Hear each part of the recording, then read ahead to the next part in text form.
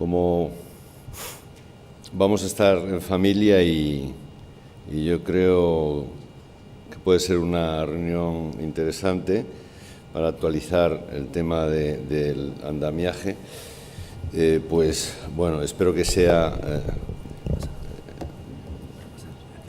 didáctica y aprovechable. Me perdonáis, voy a aprovechar la oportunidad para invitaros a todos vosotros al próximo curso internacional Corpal que se va a celebrar los días 25 y 26 de junio. En las carpetas vienen anuncios de otros cursos, pero yo, en fin, me he permitido, con el permiso del doctor Rumoroso, hacer esta primera introducción. Invitaros a este curso sobre actualizaciones, nuevos avances, nuevos modelos en válvulas cardíacas percutáneas. Viene gente, creo yo, importante, como el doctor Eulogio García, el doctor Vasco de Gama,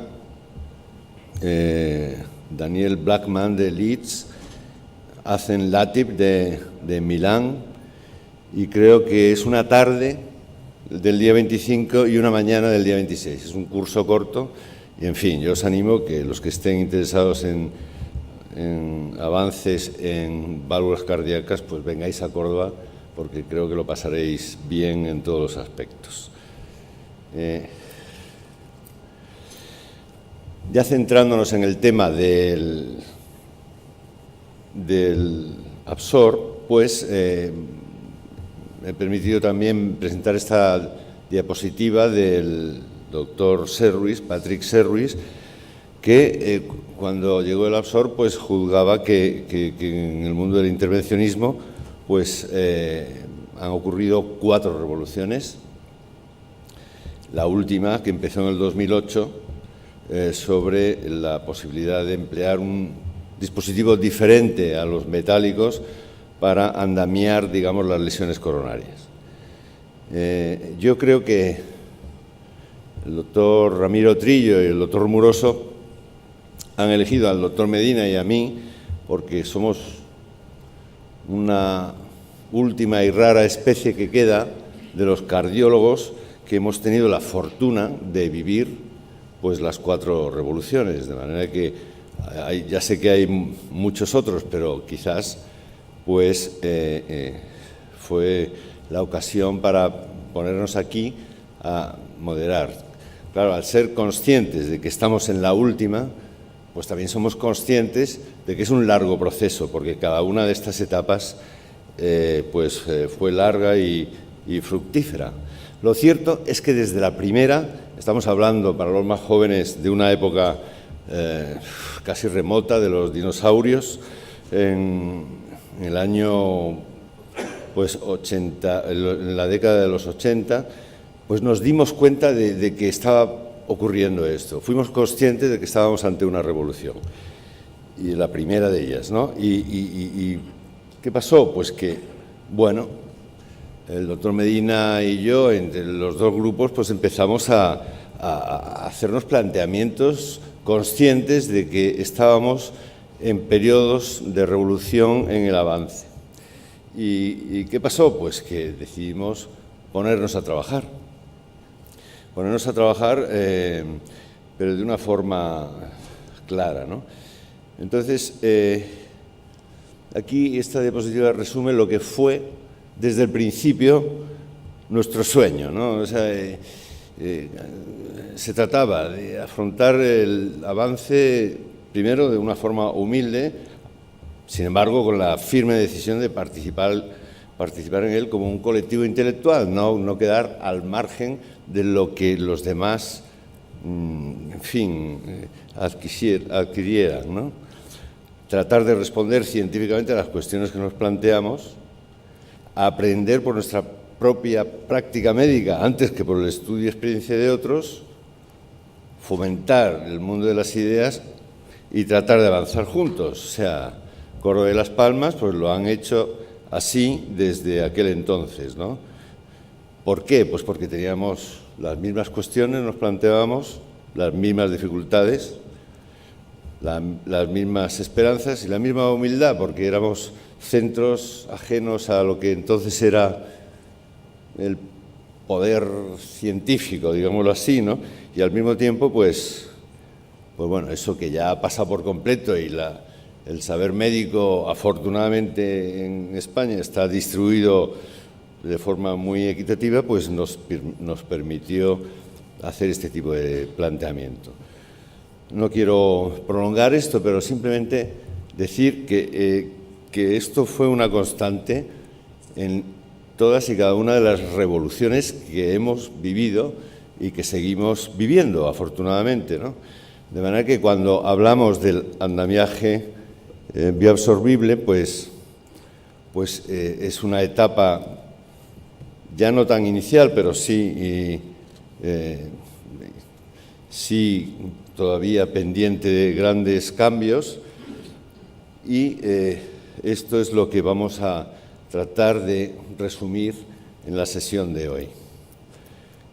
En primer lugar, el doctor Flavio Rivichini, curiosamente el doctor Flavio Rivichini, me acaba de comentar, es de Córdoba, Argentina, y afincado en Verona.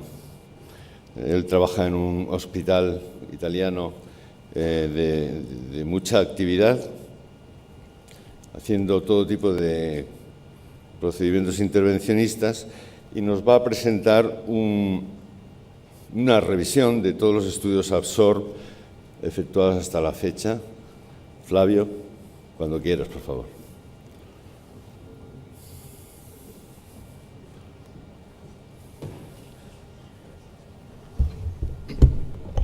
Buen día, muchas gracias por la presentación, por la invitación de venir a Córdoba, que es una ciudad maravillosa, que conozco desde hace muchos años, porque siendo cordobés, sudamericano, la primera ciudad que vine a visitar cuando vine a vivir a Europa fue Córdoba. Y bueno, esta posibilidad de volver realmente me ha dado mucho gusto.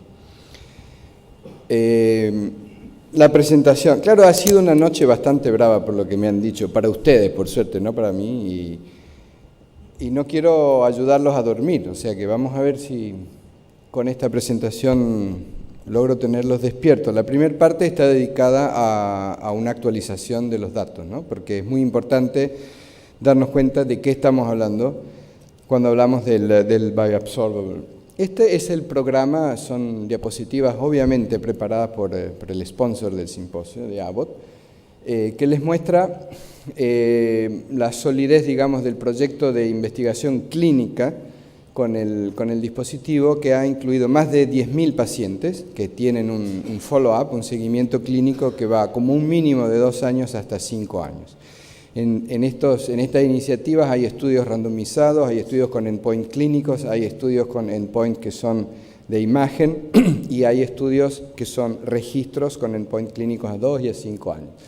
Después hay una serie de estudios randomizados que no son sponsorizados por Abbott, son iniciativas de colegas espontáneas que han ya enrolado más de 3.500 pacientes en comparación entre el Absorb y Science. Y hay un gran número de pacientes, más de 10.000 pacientes en registros controlados, no sponsorizados por Abbott, que están en vías de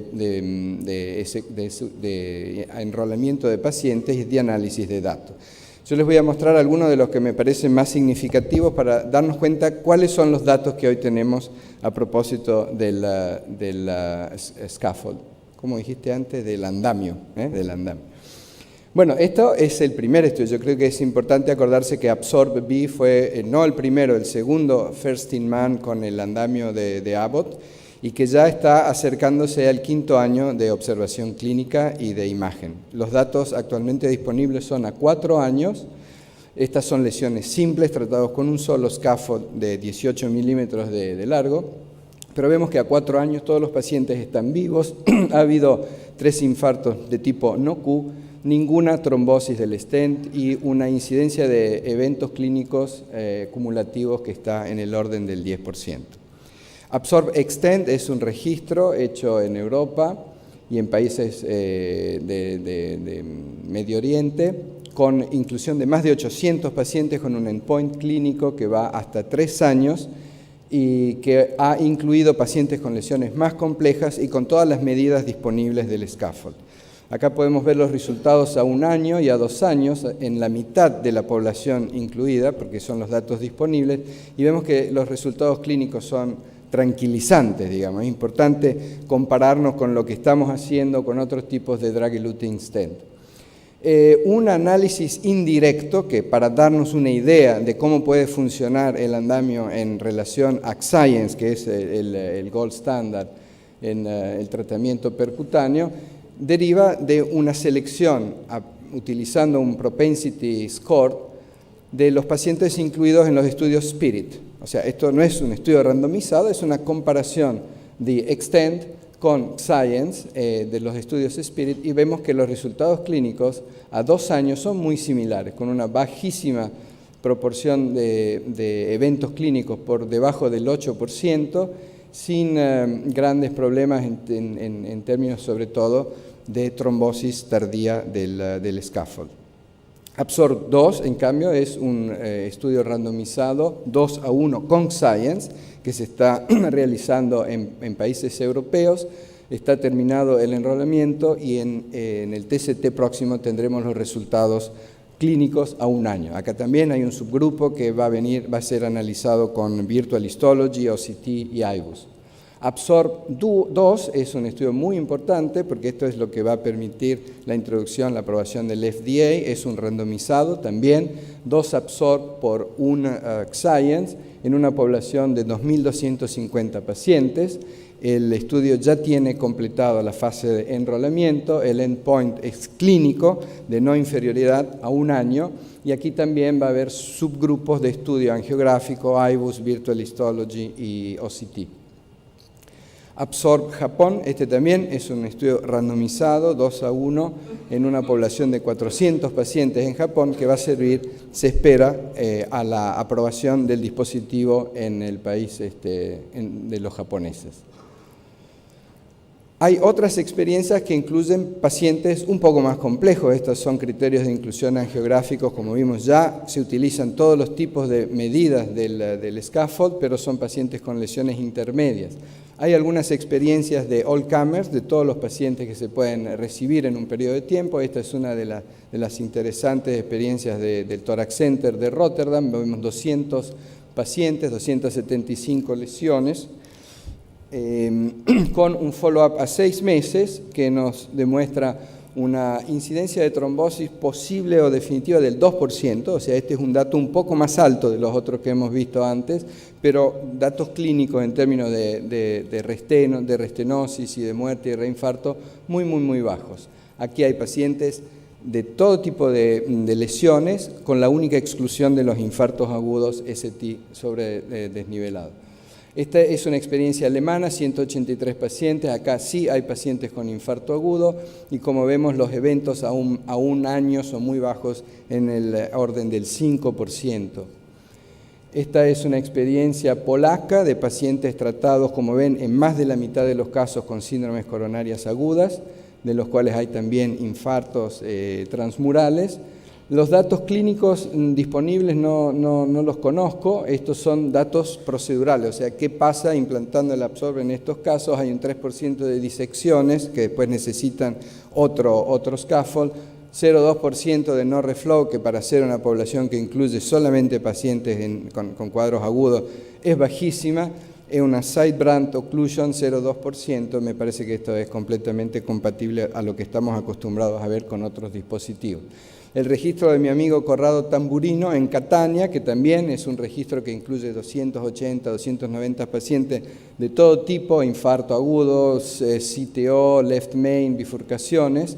Es un estudio que clínicamente ha resultados espectaculares. Pueden ver a 1 mes hay un paciente con una oclusión aguda del scaffold, 2 muertos, y una TLR, que es uno de los pacientes con oclusión aguda. Entre 1 mes y 3 meses, una angioplastia de un vaso no tratado. Entre 3 y 6 meses, otra angioplastia non-TLR y una restenosis.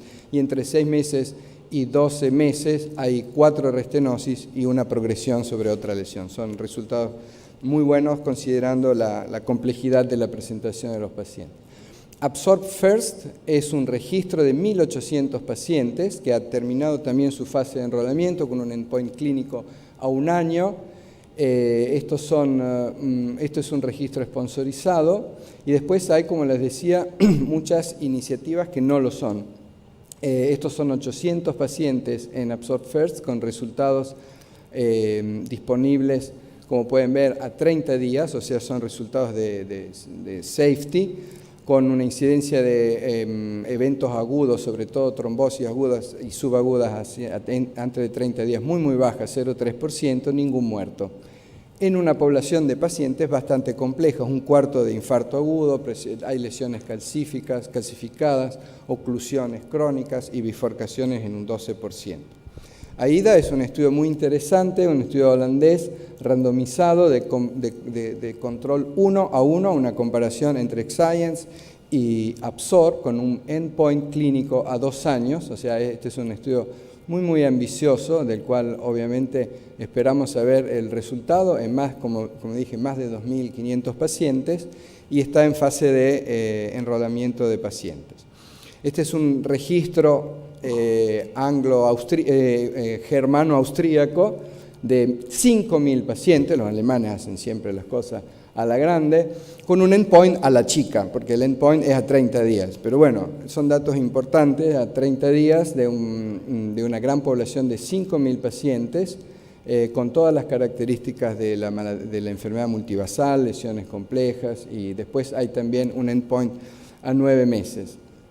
Este es un registro que ustedes seguramente conocen, en España, con 1.500 pacientes, con un endpoint primario clínico a 1 año, y este es un estudio en curso. Hay también un registro similar con 2.000 pacientes en Francia, siempre con un endpoint clínico a 12 meses. Hay también un registro similar en Inglaterra con 1.000 pacientes como objetivo de inclusión, que está trabajando con un endpoint clínico a 12 meses. Y también un registro en Italia que apenas ahora ha empezado con un endpoint a 1 año en lesiones complejas en 1.000 pacientes. Bueno, esto es lo que se refiere en general. En lo específico, yo creo que es muy importante subrayar los datos de seguridad en los pacientes, que son la mayor parte de los que nosotros tratamos, que son los pacientes agudos. Esta es una publicación que salió sobre Eurointervention hace poco, sobre 150 pacientes tratados con BDS o con drug-eluting stent, y como podemos observar, no hay diferencias clínicas, sobre todo la trombosis está por debajo del 2% en los dos grupos de pacientes. Este es el estudio Polar de Darius Dudek, son pacientes con acute coronary syndrome, vemos 16% de infartos transmurales, el resto son anginas inestables o infartos no-Q. Y aquí también hay resultados, digamos, sobre más o menos 100 pacientes con una ocurrencia de eventos clínicos realmente muy baja. Después el estudio de Peter Widimski, un infarto agudo, es uno de los grupos pioneros en el tratamiento del infarto agudo. Aquí también un estudio pequeño de 76 pacientes, pero uno de los primeros en este contexto. Y aquí también muy pocos eventos clínicos, 3 stroke sobre 76 pacientes, es altísimo, no sé, son cuestiones creo del todo casuales, pero son estudios que confirman la seguridad del implante del dispositivo en el infarto agudo. Un estudio español muy importante, Manel Sabaté como principal investigator, es una randomización Science y Absorb en pacientes con infarto agudo, 190 pacientes. Esto también es un endpoint clínico, es un endpoint no clínico de imaging a 9 meses sobre la reconstrucción endotelial a 9 meses visto con OCT. Como último dato, una iniciativa de Antonio Serra, que todos conocen, del implante en las oclusiones crónicas del Absorb, por ahora resultados sobre 35 pacientes a 6 meses, ningún evento clínico, o sea, un gran operador, grandes resultados con un dispositivo nuevo. Pero ahora lo que viene ahora son diapositivas mías, esta la escribí yo, es una visión personal. ¿A qué nos sirve? ¿Para qué va a cambiar en nuestra práctica clínica, en nuestro trabajo cotidiano, la VRT, la Vascular Regenerative Therapy? Bueno, lo primero que hay que saber es que no sea peor, porque para hacer una cosa que es peor, yo creo que si estuviéramos a este punto no estaríamos hablando aquí, y los resultados que acabamos de ver nos da mucha seguridad en pensar que este tratamiento no es peor de lo que estábamos haciendo. El punto 2 es saber si por lo menos es igual a lo que estamos usando, ¿no? A los stents de segunda generación, los drug-eluting stents. Todos los datos que se están produciendo en los estudios que les acabo de presentar creo que van a dar respuesta a esta pregunta. Son estudios de no inferioridad, son estudios con endpoint clínico, o sea que vamos a saber si este dispositivo es igual y si no es inferior a Axscience. Pero el punto que creo nos interesa inclusive más en visión de futura es si puede ser mejor.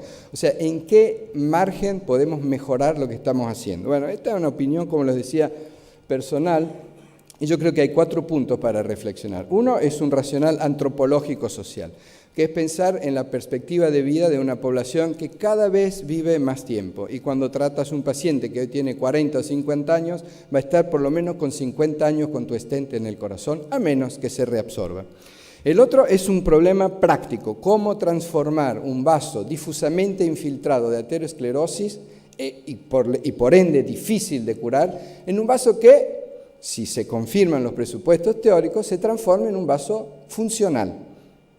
El tercero es un punto de vista médico futurible, cómo esto puede ayudar a prevenir progresión de enfermedad crónica o progresión de enfermedad aguda en forma de síndrome coronaria aguda. Y el cuarto es un problema, creo, inevitable de índole cultural humana que tiene que ver con nuestra curiosidad, con nuestra tendencia a la modernidad y se espera a mejorar las cosas.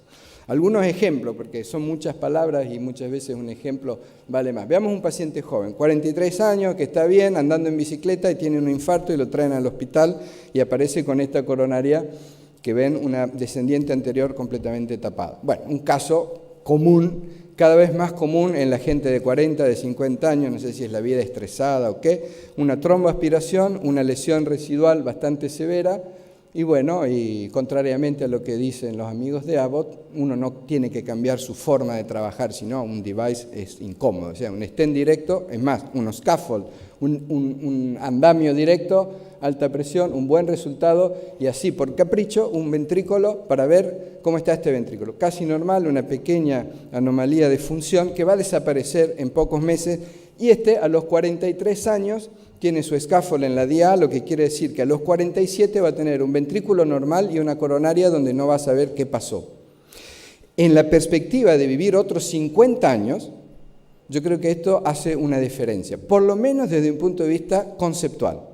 Va a haber que esperar 50 años para saber si esto sirve para algo, pero de mientras me parece una cosa importante. Sobre todo si la gente que nace hoy, independientemente de la raza, probablemente condicionado a la condición económica, pero esto también va a cambiar, tiene una perspectiva de vida de más de 100 años. O sea, tenemos que pensar en la población que vamos a tratar en los próximos 100 años.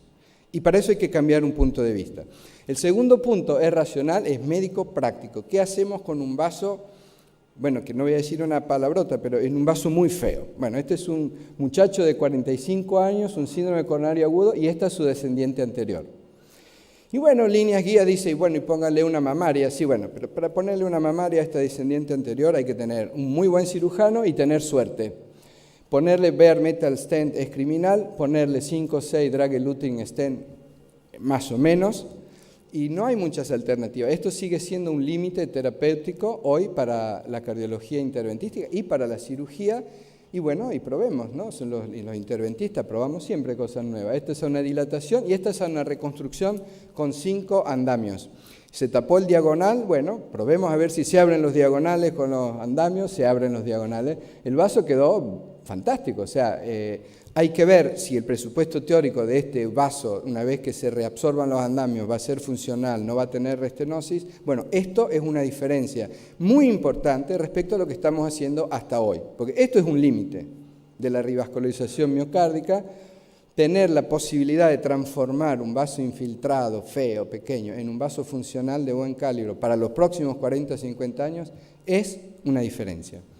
Esto es lo que ya sabemos. En Absorb A y en Absorb Cohort B hay una positive remodeling, hay un aumento del área vascular por una reducción de la placa y un aumento de la lumen area, y esto se ha visto con Virtual Histology, con IBUS, con OCT, y esto es uno de los endpoints fundamentales del próximo estudio, creo uno de los más interesantes, que es Prospect 2, para ver cuál es el efecto del scaffold en lesiones consideradas non-culprit, pero que tienen una característica de histología virtual a alto riesgo de evolución clínica hacia síndromes coronarios agudos.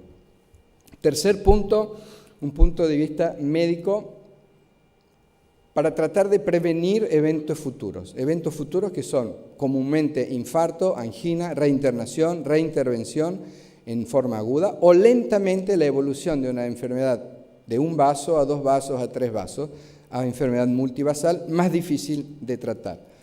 De nuevo, nosotros como criterio de inclusión tratamos gente joven con Absorb. Por ahora tenemos un poco de limitación de budget, entonces nos limitamos a gente que está entre los 40 y los 55 años. Este es un joven de 54 con un infarto agudo. Nunca tuvimos problemas de concepto de tratar. Yo creo que inclusive nuestros primeros pacientes fueron infartos agudos, con un buen circuito colateral de la coronaria izquierda, pero con una coronaria izquierda que, como pueden ver en el trayecto medio proximal, tiene una estenosis, hasta este día completamente silente. Entonces hacemos la angioplastia de la culprit lesion con un scaffold 3.25, un poquito subdimensionado, porque por ahora no hay scaffold más grande, pero antes de mandar el paciente a casa, repetimos la angiografía y vamos a ver esta descendiente anterior. Bueno, tiene angiográficamente más o menos, no es linda, pero tampoco es terrible. La FFAR, ¿no? La religión de la Physiologically Guided Revascularization, nos dice no tocar 0,92, o sea, no compromete el flujo de esfuerzo. La Virtual Histology, bueno, el área tampoco es terrible, 4.1, estamos ahí, borderline para decir que es una estenosis crítica o no crítica. La Virtual Histology te hace ver una placa completamente thin cap fibroateroma, como se llama, mucho rojo, mucho blanco cerca del lumen del vaso, alta posibilidad de ruptura. Bueno, que uno crea o no crea, yo creo que Absorb es un elemento terapéutico, o sea, no es solamente un stent, no es solamente un andamio, relaja, suelta fármaco y polímero, y si nosotros hubiéramos hecho esto con un Cypher o con un Taxus, está claro del FAME2 que está mal. Si lo hubiéramos hecho con un bare metal stent, está mal. Hacerlo con un Absorb, no sé si está bien o está mal, no lo sabemos. Pero es muy probable que esta sea una forma de prevenir eventos en la non-culprit lesion a largo plazo. Y es uno de los elementos que quiero dejarles de reflexión.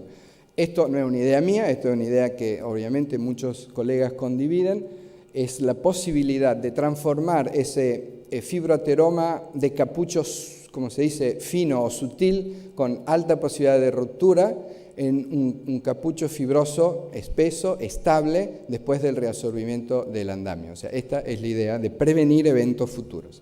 Y el último, digamos más bien de índole filosófico o cultural, tiene que ver con nuestra inevitable tendencia a la modernidad, a la invención, a la creatividad, ¿no? A no hacer siempre la misma cosa, inclusive porque nos aburrimos. Entonces, les doy ejemplos muy claros, o sea, la pregunta va directamente a ustedes mismos. Si tuvieran necesidad de una prótesis de fémur, de anca, ¿la quisieran en titanio, en platino o algo bioabsorbible? Y si les hacen falta un corazón artificial, ¿cómo lo quieren? ¿En acero inoxidable, en oro, en diamante? ¿O prefieren células mesenquimales que después de un poco el corazón se ponga a trabajar y no quede nada de todo eso? Es una cuestión conceptual. Y si yo les dijera que había uno que en el 1500 después de Cristo hizo un helicóptero y quería volar, decía, bueno, estaba loco. Y sin embargo, este es uno de los pocos italianos que todavía respeto y que no tuvo problemas con la ley, sobre todo con la finanza, y bueno, pero Leonardo en el 1500 ya había imaginado que se podía hacer un helicóptero, y imaginó el avión, y la bicicleta, y el tanque, y el submarino, y bueno, ¿y qué estaba, loco? Escribía al contrario, de la derecha a la izquierda, para leer lo que escribía había que ponerle un espejo, tenía cara de loco. ¿Era un genio o era un loco? No, era un genio, lo que pasa es que probablemente en ese momento no lo entendían, y estaba totalmente o momentáneamente fuera de contexto. Gracias por la atención.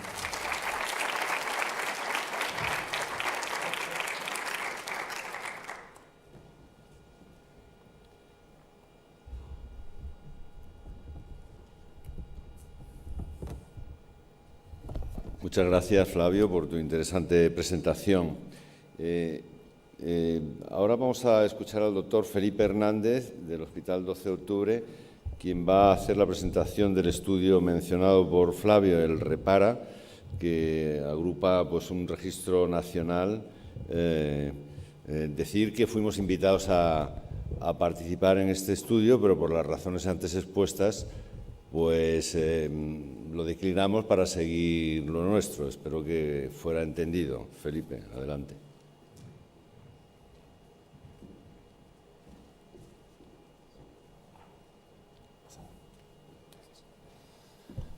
Buenos días a todos. Muchas gracias, Josele, por la presentación y por las explicaciones que son absolutamente comprensibles.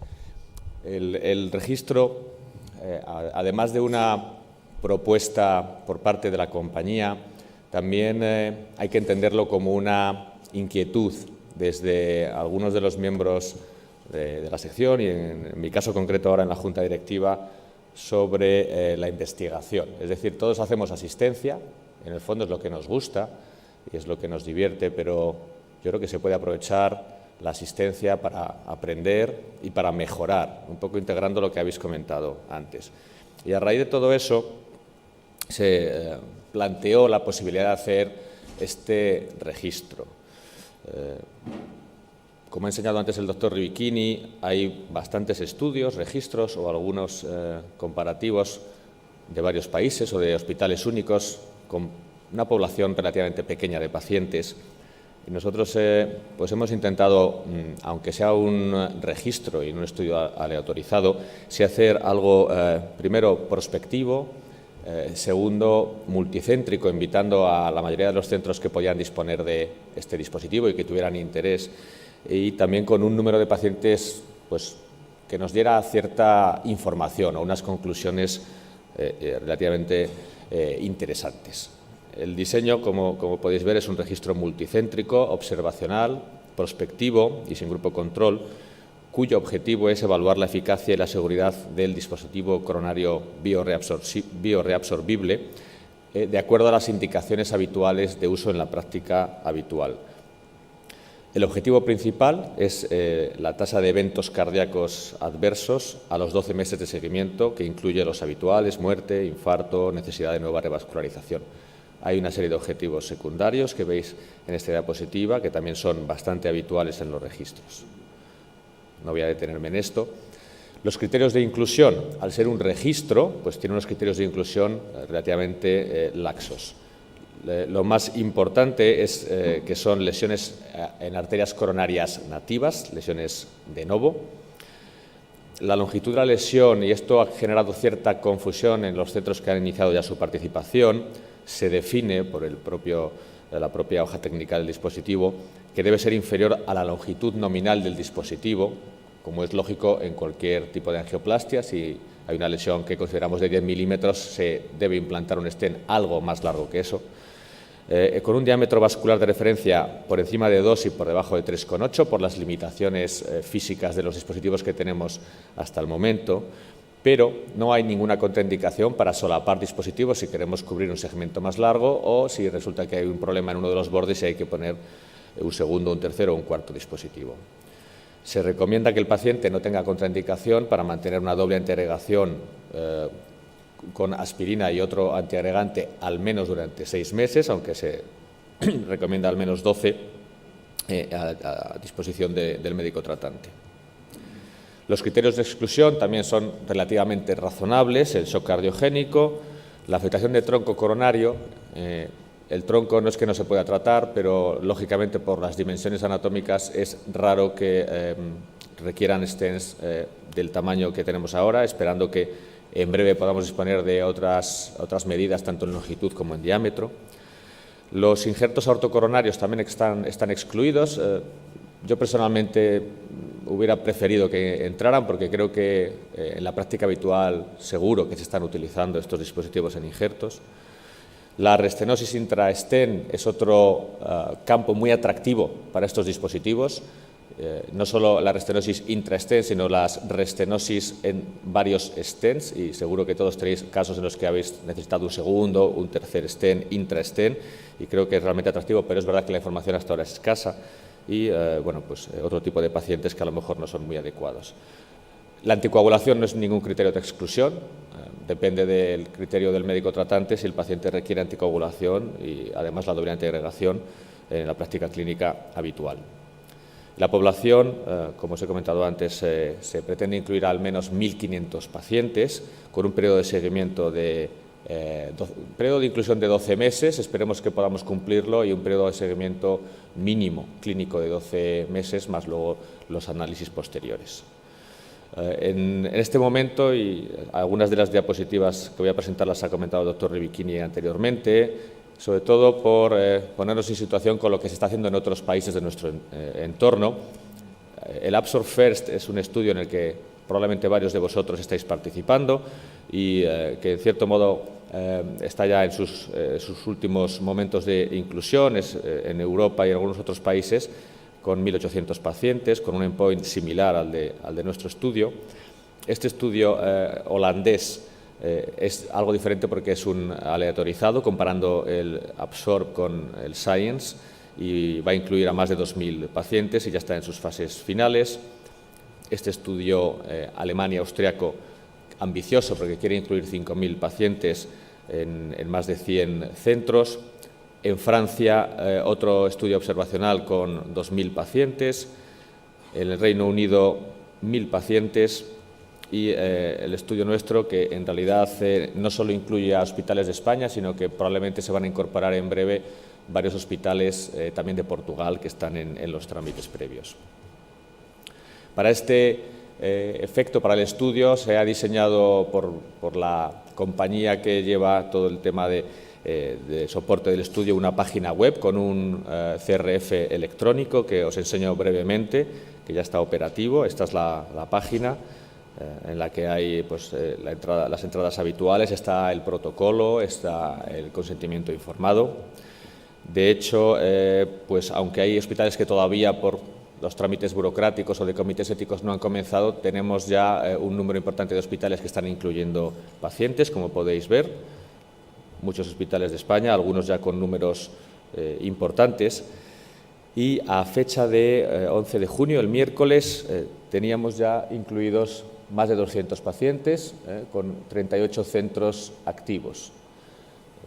La idea es intentar pues, generar una dinámica de inclusión un poquito más rápida para que podamos alcanzar los objetivos, porque, como habéis visto, hay estudios similares en los países de nuestro entorno y estaría muy bien que dentro de la investigación española, que poco a poco yo creo que en cardiología intervencionista va creciendo, tengamos la opción de completar este estudio, de poder presentarlo en alguno de los congresos importantes y evidentemente también publicarlo con la participación de muchos centros. Muchas gracias.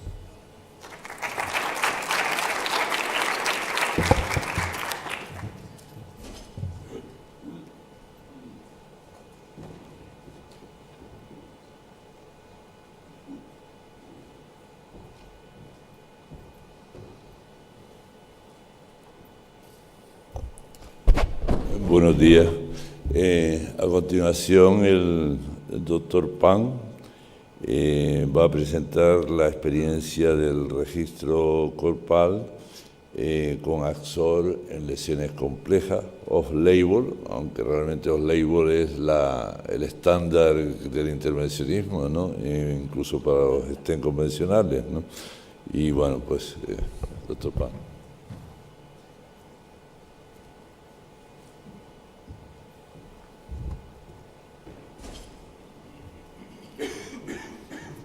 Buenos días, muchas gracias, doctor Medina, doctor Suárez, gracias a la sección por la amable invitación que han tenido con nosotros. Y efectivamente, como ha dicho Alfonso,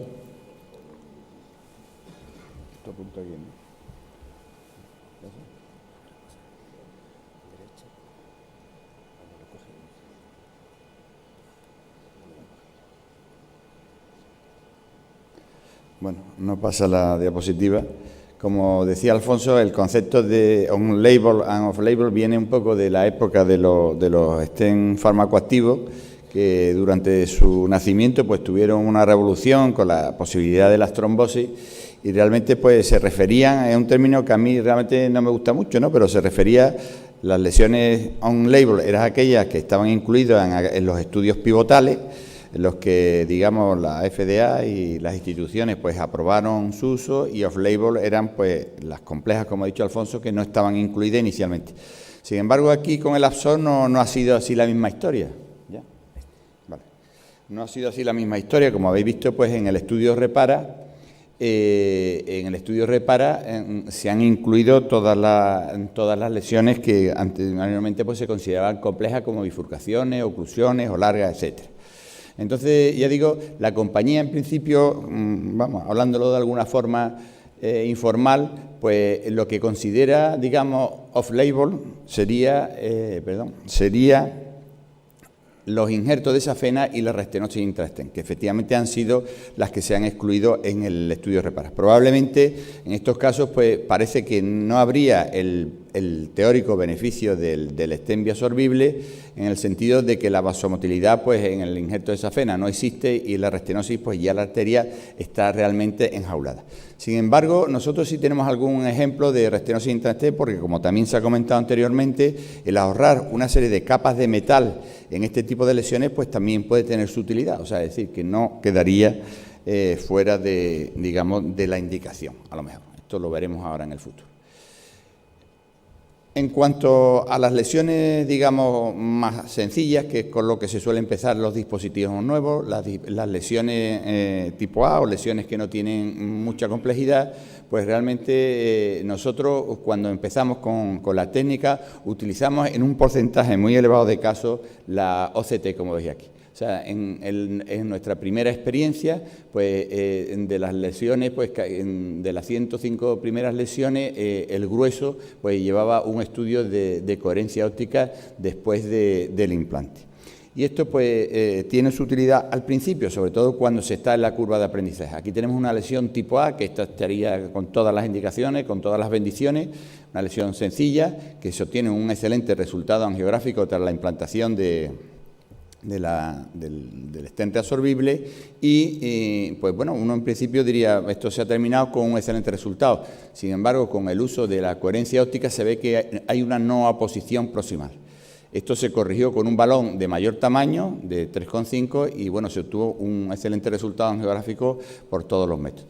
Lo que quiero expresar es que al principio pues es interesante el uso de una técnica de imagen para, digamos, familiarizarse con lo que es una implantación correcta de un dispositivo nuevo. Conforme se va cogiendo experiencia, pues esto realmente puede ahorrarse. Por supuesto, supone un costo adicional en el procedimiento, y en la actualidad pues nosotros lo hemos reducido solamente a aquellas situaciones en las cuales pues sospechamos que haya una deformidad, una ruptura o alguna situación más o menos extraña dentro de lo que es la implantación, pero que la rutina pues se ha bajado importantemente. Pero toda esta información la hemos acumulado y bueno, pues ya digo, nos sirve pues para un implante sin el uso de la coherencia óptica. Siguiendo con el tipo de lesiones complejas, off-label o como nosotros le queramos llamar, pues tenemos las lesiones largas. Aquí se ha comentado ya en algunos registros que realmente se incluyen. Nosotros pues en el registro corpal también la hemos incluido, y como veis aquí, pues la última revisión que hicimos conjunta teníamos 112 pacientes con unos resultados pues a 9 meses muy buenos. Es decir, la revascularización ulterior pues fue muy baja en relación a lo que se conoce en la literatura con otro tipo de dispositivos. Tuvimos un 2%, con lo cual parece que en este tipo de lesiones pues hay un racional para su uso, en el sentido de como anteriormente también se ha mencionado, pues se ahorra metal, o sea, lo que se llama el full metal jack, que cuando se requiere, ya el doctor Fabio también ha presentado un caso muy bonito de una lesión larga en el cual pues poniendo la prótesis de este tipo nos va a permitir, ya digo, pues el no enjaular una arteria pues para toda la vida. Este es un ejemplo en el cual vemos una lesión difusa de la descendente anterior, en el cual pues se planteó efectivamente el tratamiento con dispositivo reabsorbible con el Absorb. Lo hemos traído pues porque la implantación, como hemos dicho anteriormente, tiene una serie de connotaciones, tiene una serie de trucos, tiene una serie de reglas que hay que respetar. Este fue uno de los primeros casos que implantamos y cometimos un error en el sentido de que una vez que se implanta el Absorb, no se puede superar, como se ha dicho anteriormente, pues 0,5 el valor nominal de la prótesis. En este caso se implantaron dos Biabsorb largos, el distal era de 3 milímetros, el proximal de 3,5 y en el interstem se le aplicó una postdilatación con el balón del Absorb proximal. Lo que se produjo en este caso pues fue una ruptura. Esto, ya digo, lo traemos pues para evitarlo. Como veis aquí, vemos que los extrus prolasan en la parte central del vaso, que se pierde normalmente la perpendicularidad entre el rayo y la estructura del stent. En este caso estaría, roto. Y también se ven en algunos casos, dos extrus superpuestos. Todo esto serían los criterios que normalmente se manejan. Aquí en este caso pues lo resolvimos con una dilatación prolongada. En la literatura, cuando revisamos nosotros esto, pues hay muy poco sobre este problema y lo que sí se ha tratado ha sido con la implantación de un stent metálico. En este caso, pues ya digo, se resolvió con un infrado prolongado y vemos como el resultado por coherencia óptica final es bastante aceptable. En el seguimiento con TAC vemos que la descendente anterior está permeable y prácticamente sin lesiones. Tiene las irregularidades que ya tenía, pero nos parece que este tipo de cicatrización pues, es perfecta. Las lesiones calcificadas es otro tema importante. Aquí, pues, bueno, al igual que los stents metálicos, hay que estar atento a las infraexpansiones de la prótesis. Como veis aquí, ya cuesta trabajo la predilatación, una muesca que tarda en desaparecer. Sin embargo, cuando se pone el dispositivo, se obtiene un buen resultado angiográfico. De nuevo, la coherencia óptica, a pesar de este excelente resultado, nos demuestra una infraexpansión de la bioprótesis. Esto es uno de los aprendizajes también que hemos tenido en estos años con el uso de la coherencia y que tras una postdilatación un poco más agresiva, aunque no hay un cambio importante en la angiografía, sí lo hay en la coherencia. En cuanto a bifurcaciones, pues sería el esquema general del registro conjunto, en el cual pues se han tratado 150 bifurcaciones en 137 pacientes, se han utilizado muchas técnicas de imagen. Aquí quizás sea el tipo de lesión en el cual más utilidad encontraríamos en la utilización de técnica de imagen, ya sea el eco o la OCT sobre todo, y bueno, pues resaltar que se han tratado todo tipo de lesiones. Como veis, la clasificación de Medina, todo tipo de lesiones, cada uno con su N correspondiente, pues prácticamente no se ha excluido ningún tipo si, la arteria tenía el tamaño adecuado para la utilización de este dispositivo. Tuvimos 3 fracturas. Ahora haremos los comentarios oportunos sobre el uso correcto de lo que es la dilatación de las ramas y la corrección en el ramo principal, que ya digo se resolvieron pues de una forma parecida a la lesión difusa que anteriormente hemos mostrado. Los resultados pues a medio plazo pues son también interesantes.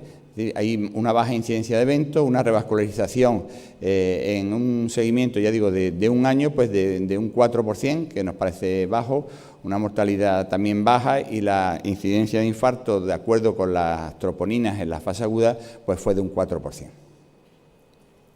Las técnicas utilizadas, pues también es utilizado lo que son la técnica de stent provisional o la técnica escalonada, que es la que hemos venido utilizando desde la época de los stents sin droga, y como veis, pues bueno, tenemos todas las posibilidades, de lo más sencillo hasta lo más complejo. Lo más sencillo es implantar un stent a través de la bifurcación y no hacer nada más. Si no se compromete la rama, pues no hay que hacer nada. Vemos que aquí hay un grueso importante. También se puede predilatar la rama y al implantar el stent en el vaso principal, si no ocurre nada, o sea, si se mantiene ese buen resultado y un TIMI-3, pues también, es una técnica súper sencilla. Aquí no hay que corregir ninguna corrección, no hay que tener miedo, a la ruptura, no hay ninguna regla especial, simplemente pues el tratamiento sería igual que en una lesión no bifurcada. Si ya tenemos necesidad de posdilatación, o sea, desafortunadamente, ya digo, estas técnicas tan sencillas no siempre se pueden utilizar porque la rama se puede comprometer al implantar el stent o la predilatación no la resuelve del todo tras el implante del stent en el vaso principal. Entonces, pues se necesita o la posdilatación aislada, la posdilatación en kissing o la posdilatación secuencial. Es decir, hay varias técnicas que, bueno, que las hemos testado y aquí pues están los números. En principio, pues ya digo, más o menos, pues los resultados son parecidos. Y bueno, cuando hemos utilizado, digamos, la posdilatación simple, hemos valorado con coherencia óptica la posibilidad de la deformación del vaso principal o la posibilidad de ruptura. También cuando se han utilizado 2 balones con kissing, también se ha hecho y ahora pues vamos a comentar algunas consideraciones. Las consideraciones, pues ya se ha dicho aquí al principio que no se puede sobrepasar los 0,5 sobre el valor nominal y bueno, en el tema de las bifurcaciones esto puede ocurrir si se utilizan 2 balones para corregir lo que está pasando en, digamos, en una posible deformidad. O sea, el kissing ya sería una sobredilatación. También la técnica de POT, de Proximal Optimization Technique, que también es muy utilizada en las bifurcaciones, pues también hay que hacerla con, digamos, respetando las normas que dicta la compañía de no sobrepasar este 0,5. En cuanto al tamaño del balón utilizado en el ramo lateral, pues muchas veces, hombre, lo que recomienda la compañía sobre todo es que cuanto más bajo mejor, o sea, cuanto más bajo menos posibilidad de complicaciones. Tenemos varios estudios, hay varios estudios in vitro, el doctor Medina pues ha hecho uno bastante interesante y en principio pues con el 2,5 a baja presión parece que no ocurrían complicaciones.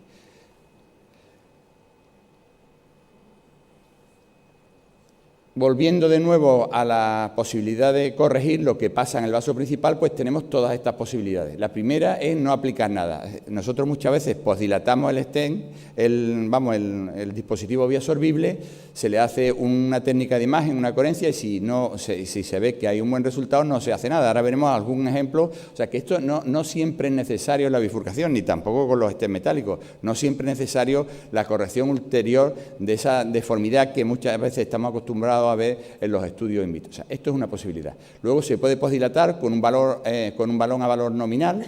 Se puede utilizar la técnica que el doctor Medina le llama el SMS, que es side main side, es decir, dilatación de la rama, corrección y una vuelta a dilatar. El kissing balón, que es una técnica clásica, aquí hay que hacerlo con una serie de, digamos, de precauciones, de forma que la suma de los 2 balones no sobrepase, digamos, el valor nominal más 0,5.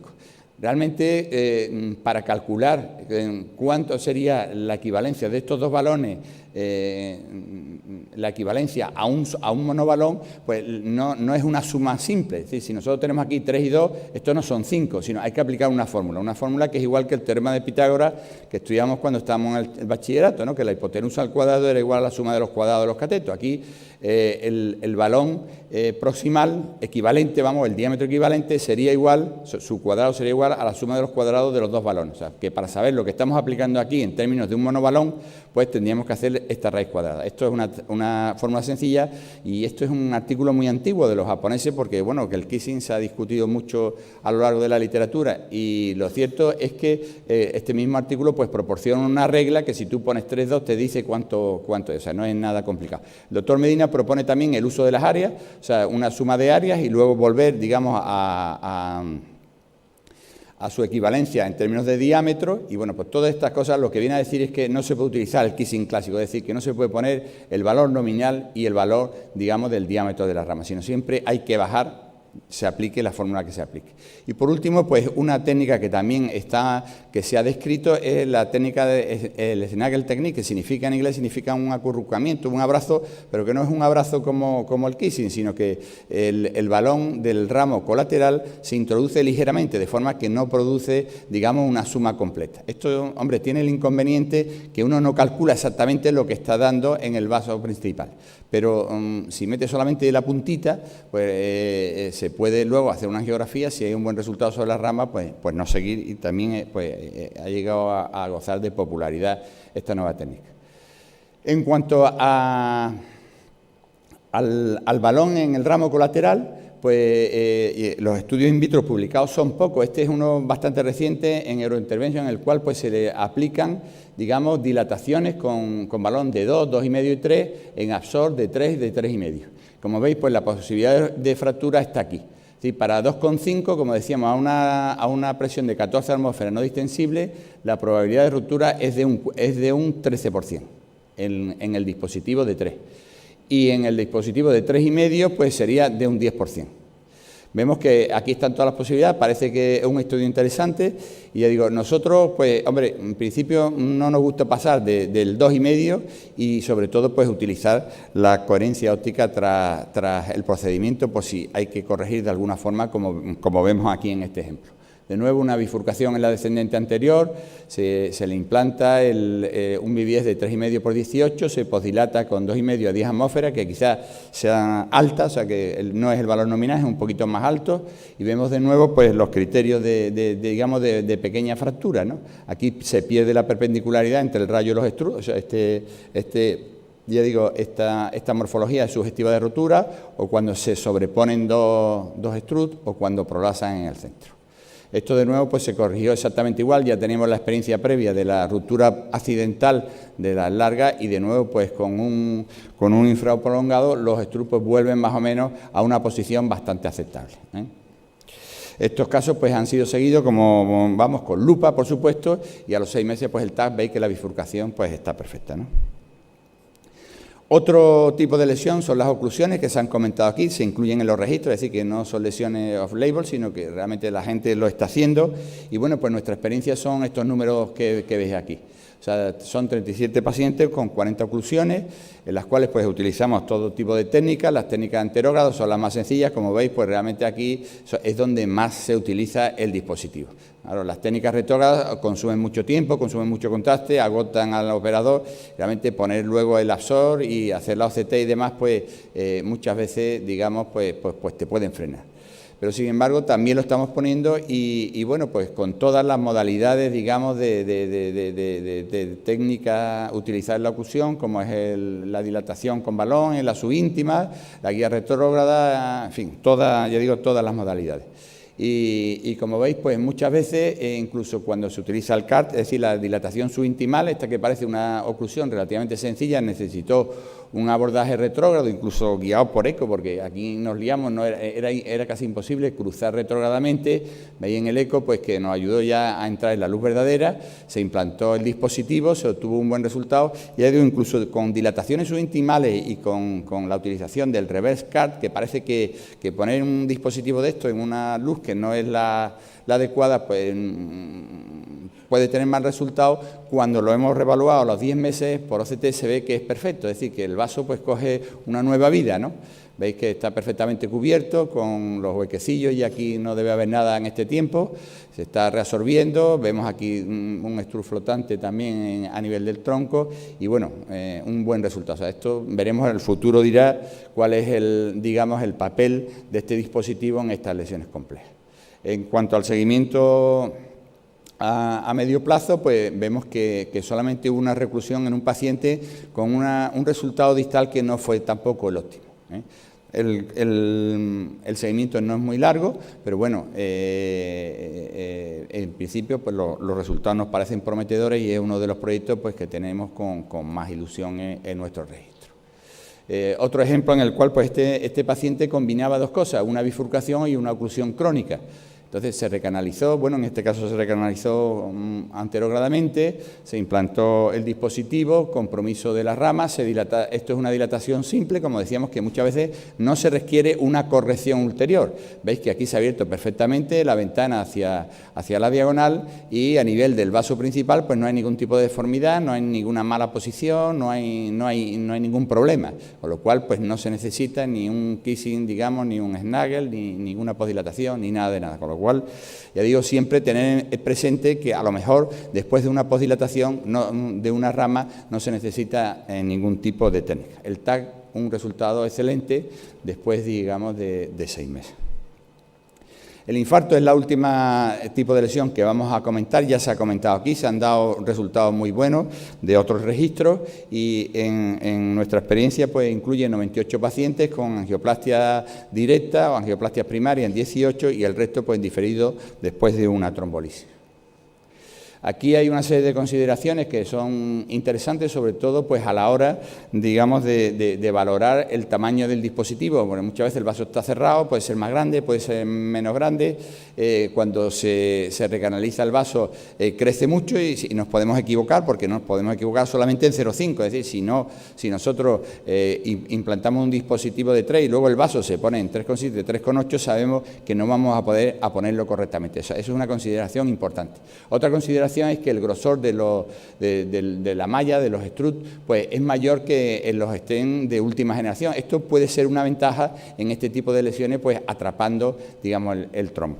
La verdad es que nosotros lo estamos poniendo con bastante buen resultado. Aquí vemos un ejemplo en el cual, bueno, la arteria estaba abierta, pero con abundante material trombótico, como se ve aquí en el estudio de Cobasal, tras la implantación del dispositivo, un excelente resultado geográfico, y vemos cómo hay aquí una serie de colgajillos, de trombos que prolasan dentro de la luz, pero que están perfectamente atrapados por las características del dispositivo. Y en el seguimiento a los 6 meses, pues el resultado es excelente, ¿no?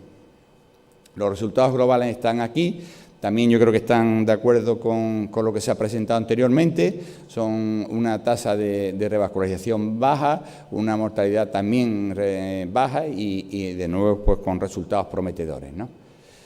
Y el último punto, pues, es la restenosis intrante, que esta es la que verdaderamente se considera off-label. Se considera off-label porque realmente aquí la motilidad de esta restenosis, de esta arteria que ya está tratada con un stent metálico, pues no se va a recuperar. De nuevo, también Felipe lo ha comentado, que hay grupos que lo están haciendo porque se ahorran diferentes capas de metal. En el pasado incluso hemos puesto 2 y hasta 3 stents en la restenosis pertinace. O sea, que tiene su lógica, aunque realmente, ya digo, no se recupere esa motilidad. Aquí veis el resultado angiográfico, que es bueno, pero sobre todo por coherencia óptica se ven los struts del primer stent metálico, estos que dejan ventanas, y luego las cajitas clásicas del dispositivo reabsorbible, ¿no? Y estas serían las conclusiones, ¿no? Serían las conclusiones en el tema de las lesiones complejas, pues que cuando muchas veces pues son difíciles y la preparación adecuada es fundamental. Este stent o este dispositivo navega peor que los stents de última generación, con lo cual se necesita en las lesiones calcificadas, largas, en las oclusiones, una gran preparación, pero el implante directo es una posibilidad. El implante directo pues lo hemos presentado en el europeo recientemente y bueno, tenemos un artículo ahí remitido para su publicación y en el que se demuestra que efectivamente en lesiones blandas, sobre todo con síndrome coronario agudo, es posible en un gran porcentaje de pacientes, a pesar de que la compañía, pues como también se ha dicho anteriormente, no los recomiende. La evaluación con técnicas de imagen creemos que es importante, sobre todo en la primera parte de aprendizaje y cuando se tratan lesiones muy complejas y se hacen manipulaciones sobre el dispositivo, y sobre todo siempre tener en mente las normas de expansión y posdilatación del dispositivo, en las cuales pues no nos podemos quedar cortos y dejar una nueva posición. Nada más y muchas gracias.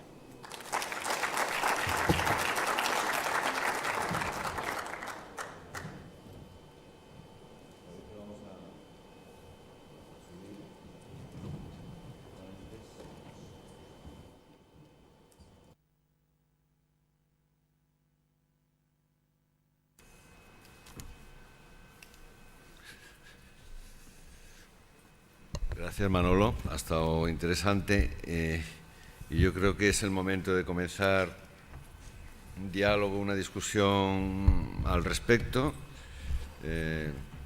sin duda alguna con la participación de la audiencia, pero para romper el fuego quería yo preguntarle al doctor Rivichini su experiencia, que sé que la tiene, sobre pacientes trasplantados con enfermedad del homoinjerto. Esto es un tema novedoso e interesante. Gracias. Esa es una muy buena pregunta que no sé cuánto interés pueda llegar a tener, ¿no?, en general, porque desde un punto de vista clínico afronta un problema muy, muy difícil. La enfermedad coronaria del injerto, que se llama vasculopatía del Lomograft, es una enfermedad que tiene un pésimo pronóstico clínico. Es la principal causa de muerte en el paciente trasplantado. se manifiesta más o menos después de 5 años del injerto y tiene una sobrevivencia después del diagnóstico que es en media de 2 a 3 años. O sea, casi todos los pacientes que desarrollan este tipo de enfermedad coronaria mueren entre 3 y 4 años después del diagnóstico. El tratamiento con reintervención quirúrgica tiene pésimos resultados. O sea, hacer un bypass a un trasplantado, ya no hay cirujanos que estén de acuerdo con ese tipo de alternativa. Los bare metal stent han dado resultados de restenosis superiores al 60-70% en un follow-up breve. Si hace un follow-up más largo es del 100%. Hay algunas experiencias con drug-eluting stent, Cypher, resultados con restenosis más o menos 50% a 3 años, y con una reciente publicación con el stent con Science, con el everolimus, un poco mejor, pero estamos más o menos en el 30% a 2 o 3 años. O sea, además del contexto psicológico, ¿no?, de un paciente muchas veces joven que ya está viviendo de prestado, como se suele decir, y que se enfrenta de nuevo a un pronóstico muy malo. Nosotros pensamos, en nuestra institución se hacen bastantes trasplantes y vemos el seguimiento clínico, que esta puede ser una alternativa. O sea, es una alternativa en primer lugar porque no deja, teóricamente no deja en el futuro una dificultad operativa, ¿no? No tienes un metal en la descendiente anterior. ¿Qué incidencia de restenosis? Por ahora, los casos que hemos tratado son 3, o sea, no es mucho. De los 3 casos que hemos hecho hasta ahora, en 1 año y medio, han hecho controles angiográficos anuales y están bárbaros. El problema de esta enfermedad es la evolución de otros vasos, porque es una forma difusa de pequeños vasos. Entonces combinamos el andamio con drug-eluting balloon en la parte distal.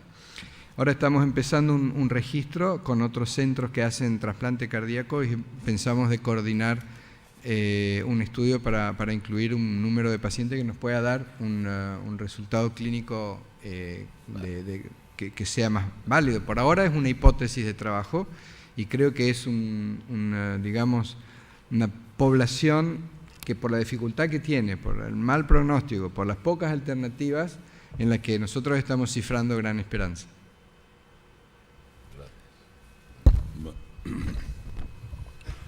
Esto con respecto a la in-stent restenosis, ¿no?, que es un problema clínico real, ¿no? También quisiera señalar que en general muchas veces las tienes que tratar con un stent de mayor longitud que el stent que previamente se ha restenosado, especialmente cuando son restenosis difusas, proliferativas y abarcan segmentos proximales y distales, ¿no? En ese sentido, tal vez habría un cierto nivel de racionalidad en cuanto al uso del escafol.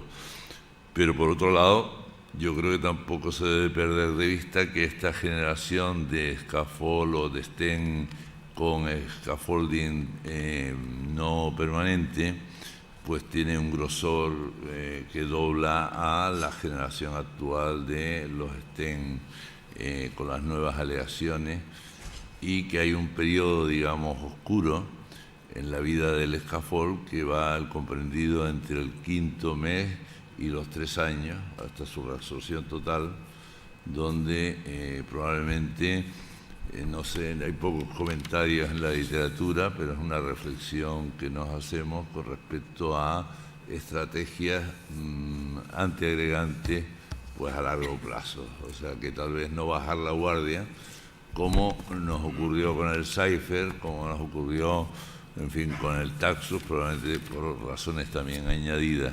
En ese sentido, pues quería oír algún comentario, tanto de la audiencia como del doctor Rivicini, ¿no?, la visión desde la perspectiva italiana, la estrategia antiagregante en el escafol más allá de los 6 meses o más allá del año. Yo creo que es un punto fundamental. La primera cosa que, como les mostré una diapositiva banal si quieren, ¿no?, saber si lo que estamos haciendo es peor de lo que hacíamos antes, si es igual o si puede ser mejor. Yo creo que el paciente no puede arriesgar este tipo de preguntas, entonces lo que tenemos que hacer es seguramente tomar todas las precauciones. En la óptica de utilizar este tipo de dispositivos en pacientes jóvenes, obviamente no hay ningún tipo de problema para mantener una doble antiagregación prolongada. O sea, esa es nuestra conducta. Hemos puesto, como les dije, desde el primer día con confianza el scaffold en el infarto agudo. ¿Pero por qué? Porque son gente de 45, de 50, 55 años que no tienen problema en seguir con aspirina y Plavix por un año como mínimo. Lo que no queremos es tener un paciente que vuelve con una trombosis tardía de un scaffold, porque eso te pone angustia, ¿no? Te pone ansia, te pone la duda, dice, pero ¿y si esta cosa es peligrosa? Entonces nosotros, por default, con los scaffold en pacientes jóvenes, como mínimo un año. Pero en los que han vuelto después de un año y están bárbaros y trabajan y hacen gimnasia y hacen su vida normal con un Plavix y una aspirina, los dejamos. Yo creo que si pueden estar hasta que se cumpla el reabsorbimiento completo del andamio, ¿por qué no? Es distinto si el paciente es un paciente a alto riesgo de sangrado, ¿no es cierto? Una viejita flaca de 77 años. Bueno, probablemente ese paciente en nuestro instituto por ahora no recibe un absorb.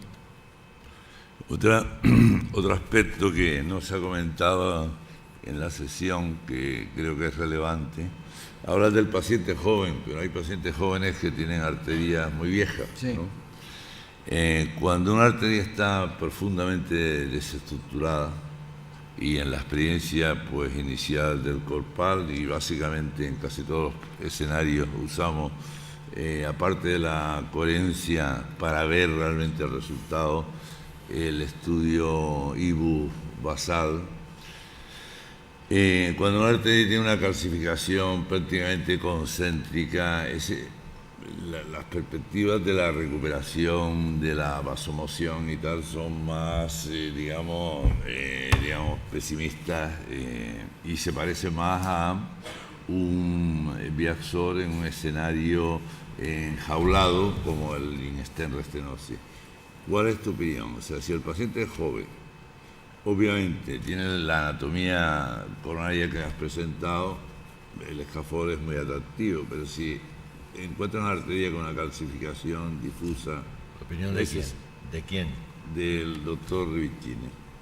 Mira, hay calcificaciones que ya entiendes que te va a hacer falta ser muy agresivo, y en ese caso volvemos a los conceptos clásicos: un rotablator, una alta presión, un buen stent metálico que se expanda bien y que no se tape, y que bueno, que tenga un 10% de restenosis. O sea, yo creo que no hay que salir de las cosas que sabemos hacer bien. El caso que te hice ver, que es un joven de 43, 47 años con esa enfermedad muy difusa, después de haber dilatado hacemos el IBU. Si no hay ese tipo de calcificación, yo creo mucho que este sea un contexto específico para reconstruir la arteria.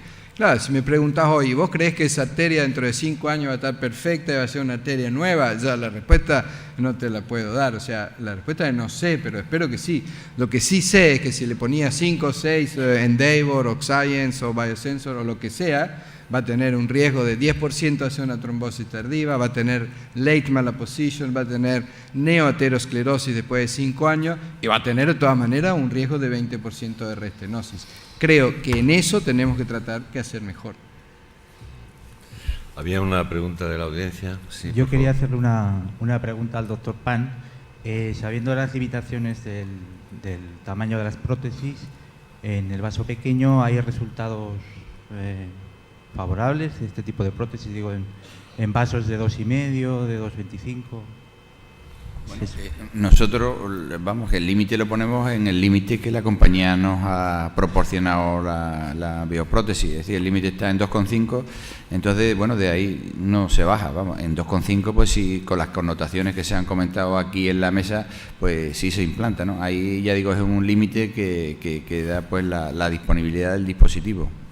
¿Y el resultado es idéntico, parecido a diámetros mayores, o...? Pues sí, vamos, que en principio no hemos observado ninguna diferencia por el momento, vamos, en este periodo de seguimiento, que no tampoco es muy largo, ¿no?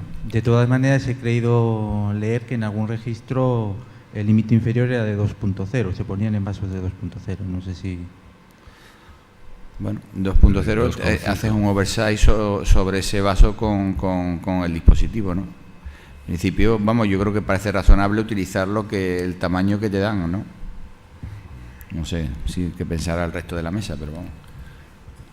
Yo quería preguntarle a Felipe, ¿no?, en cuanto al registro Repara, o sea, efectivamente son todas lesiones, vamos, que no se salen de lo que la compañía propone, pero cada hospital, que son muchos los hospitales que participan, ¿no?, ¿cómo, o sea, con esa entrada en el registro, si se mete en una bifurcación, ¿qué pasa? Vamos a ver, ¿se lo impide el registro? No hay libertad, salvo los criterios de exclusión que comenté y que se discutieron con la compañía, ¿no? ¿Pero estos se excluyen del registro? ¿Van en los resultados? No. Se especifica dentro del cuaderno electrónico el tipo de lesión, si es bifurcación, si es oclusión, el contexto del infarto agudo, angioplastia primaria. De hecho, la idea es, al ser un número elevado de pacientes, tal vez tengamos la posibilidad de que alguno de los subgrupos de este tipo de lesiones específicas nos pueda permitir alguna información más relevante, que no utilizarlo en lesiones simples focales. Esa sería la idea. Sí. Felipe, también quería preguntarte, has comentado que la anticoagulación no es una contraindicación en el registro. ¿Qué estrategia antiagregante se utiliza en estos casos? La idea sería también tratar el scaffold como si fuera un stent farmacoactivo de los que estamos usando regularmente. Las guías siguen insistiendo en los 12 meses de doble antiagregación, y en los pacientes que tienen un riesgo hemorrágico más alto, pues actuar de la misma manera, acortar algo la antiagregación o utilizar fármacos antiagregantes menos potentes. Es cierto que determinados contextos de paciente joven que no van a tener problemas para una doble antiagregación son los ideales, una doble antiagregación potente, porque el riesgo de la trombosis con este dispositivo y con cualquier otro es el que más nos puede preocupar, sobre todo cuando son más tardías. Pero el problema de la anticoagulación pues cada vez es mayor, y entonces ya implica un poco individualizar tanto el tiempo como el tipo de antiagregantes que se elijan. ¿Algún comentario de la audiencia? Doctor Pan, ¿tienes algún comentario que hacer?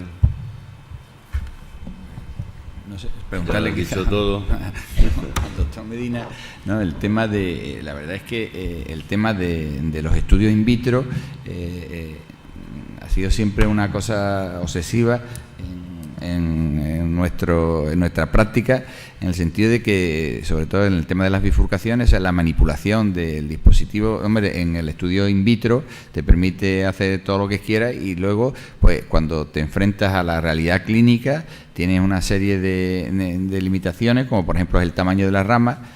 Y ahora mismo me gustaría saber si después del inicial que se hizo con con una información súper interesante que se ha presentado en el TCT, que luego, hombre, no se ha publicado, lo cual es una pena, pero el límite máximo en las ramas, ¿cuál crees que es ahora mismo? En ese aspecto, el límite máximo a temperaturas corporales de 2,5 milímetros para las celdillas, para ambas plataformas, la de 2,5-3 y la de 3,5, y solamente se producen fracturas no de las coronas, sino de los link, en los casos en que los ángulos son de 90 grados. Y ese estudio, curiosamente, coincide con la experiencia que reporta el doctor Ormiston, que la realizó en California. Y realmente pues parece que eso es un hecho, que el dispositivo tolera eso. Y en cuanto al kissing, hay un aspecto conceptual que me gustaría destacar, incluso a la postdilatación, porque cuando hablamos del scaffold in vitro, estamos hablando de la expansión sin ninguna resistencia que se oponga a ella. Cuando estamos dentro de un contenido de una lesión, hay unas fuerzas que limitan que se alcancen los valores nominales que tienen los balones. Entonces, en cierta medida, lo que nosotros hemos observado es que las áreas finales post-kissing son inferiores incluso a las que cuando aplicas la fórmula, en fin, de ese estudio estupendo japonés que has presentado, ¿no? ¿Alguna cuestión más de la audiencia o de la mesa? Yo quería hacer una pregunta a Manolo Pan. A raíz de las bifurcaciones, insistiendo con la experiencia que tenéis en el tema de la valoración de bifurcaciones después del stent, ¿tenéis alguna información sobre el uso de la FFR en la valoración de la severidad de la bifurcación después del implante del scaffold? No tenemos. Vamos, lo que sí, vamos, que en el club se discutió mucho con los metálicos, hay una obsesión con lo de la FFR en las ramas, sobre todo, ¿no? El Q publicó una cosa que aparece y aparece y aparece. Lo cierto es que la rama ahora se viene despreciando un poquito más, vamos, en todos los estudios. Entonces, lo que la gente está utilizando mucho es el Timiflow, ¿no? Que es un parámetro muy sencillo, que lo ves en el laboratorio y se acabó. Entonces, incluso con lesiones más o menos severas que no te gustan, hay gente que dice, bueno, si tiene Time3 es suficiente para no actuar sobre la rama, ¿no? Vamos, el tema de la actuación o no sobre la rama está en bastante discusión, pero ahora ha habido una reciente moda del TIMI, ¿no? Que es una cosa que simplifica mucho el procedimiento. Hombre, a nosotros no a veces... Afortunadamente, porque el FFR no hay quien se lo crea. Bueno, yo creo que hemos llegado a un punto interesante, ¿no? Realmente estamos en el camino de un totum revolutum, como todo siempre ha sido, y la verdad es que muchas cosas por aprender, por seguir aprendiendo, ¿no? sobre el Absorb. Creo que es un camino y curiosamente, claro, como toda la comunidad médica estábamos acostumbrados a la utilización de una estructura metálica, el cambio de mentalidad para cumplir las normas o las reglas que Manolo decía, pues tiene muchísimo sentido. Si la primera revolución hubiera sido el Absorb, pues sería distinto. Ahora tenemos que cambiar algunos esquemas del uso de stent metálicos al uso de andamiajes bioabsorbibles, ¿no? Esta es, yo creo, la conclusión. Yo no sé si el doctor Medina quiere finalizar algo en este sentido. No, vamos, cuando hablas, a mí no me gustan mucho los mensajes para llevar a casa, porque cada uno se ha hecho una idea, obviamente, de lo que aquí se ha discutido. Pero realmente, claro, que estamos en el primer estadio de un dispositivo, de un concepto fascinante en el intervencionismo, y que lo único que le puede ocurrir es que mejore, o sea, que las predicciones son que vaya a mejorar y que por tanto se consolidará ese concepto de la cuarta revolución, y habrá que ver en qué porcentaje de lesiones coronarias tiene utilidad un andamiaje permanente versus un andamiaje reabsorbible, ¿no? Completamente de acuerdo. Pues si os parece, damos por finalizada la mesa. Muchas gracias a los ponentes, de verdad, y a la asistencia.